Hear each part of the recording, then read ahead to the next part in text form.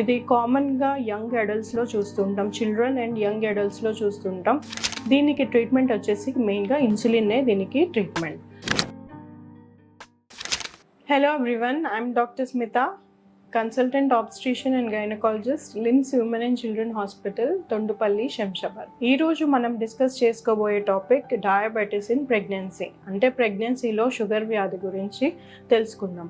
ప్రెగ్నెన్సీలో షుగర్ వ్యాధి యూజువల్గా 3 టైప్స్గా మనం గుర్తిస్తాం. ఒకటి type 1 diabetes, type 2 diabetes and gestational diabetes mellitus అంటాం.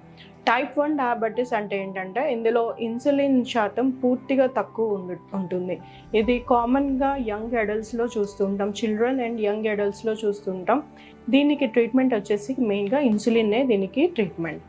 అండ్ టైప్ 2 డయాబెటీస్ వచ్చేసరికి ఇందులో ఇన్సులిన్ లెవెల్స్ నార్మల్గానే ఉంటాయి, కానీ ఇన్సులిన్ రిసెప్టార్ దగ్గర రెసిస్టెన్స్ అనేది ఎక్కువగా ఉంటుంది. దీనికి వేరియస్ ఓరల్ మెడికేషన్స్ ఉంటాయి, అలాగే ఇన్సులిన్తో కూడా దీన్ని ట్రీట్ చేసుకోవచ్చు.